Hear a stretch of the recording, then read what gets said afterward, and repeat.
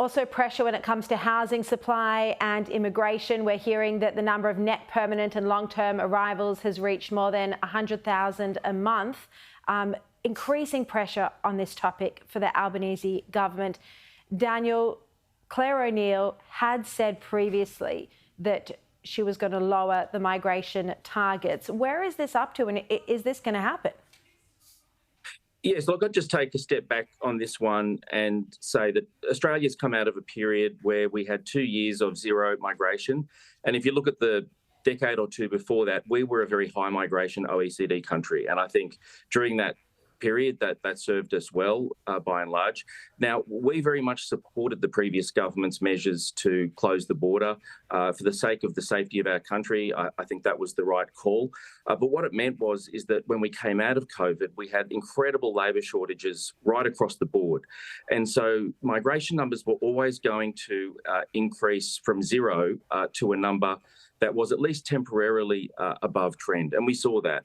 Now, it got to the point where it was higher than I think than the economy could cope with, and so the government has put in place measures to bring it back down to a level that is more sustainable. We've already seen some success in relation to university students, for example. Integrity measures in that space have reduced numbers by something in the order of 35,000 people. Now, I think some of the increase in this last month reflects the fact that there are pipeline issues. There are probably a whole bunch of approvals in the pipeline that are seeing their way through into the country. But my understanding is that based upon the numbers we're seeing, we're still on track to see a halving of overall net migration intake by the middle of next year.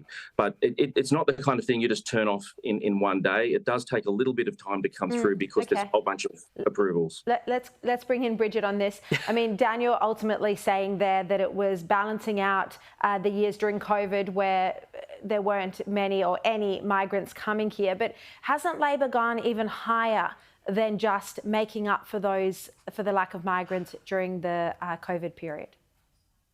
Yeah, absolutely, Sharri. Look, I've been in Brisbane at an Olympics hearing all day about Labor's failure of infrastructure rollouts for that particular event, and this is an absolute gold medal winning performance by the Labor Party. They've got 100,000 new arrivals this month. Largest number of arrivals in our country's history. Meanwhile, congested city streets and suburbs, particularly Sydney, Brisbane and Melbourne, and they're cutting the infrastructure that's needed to actually accommodate these migrants at the same time. This is happening whilst we've also got the lowest housing starts for over a decade. So I think, Daniel, mate, you don't cut migration by having a record high month this month. It's not on track. If it was on track, it would be going down, not up. That's kind of just a fundamental mathematic fact. The fact is Labor doesn't take this seriously.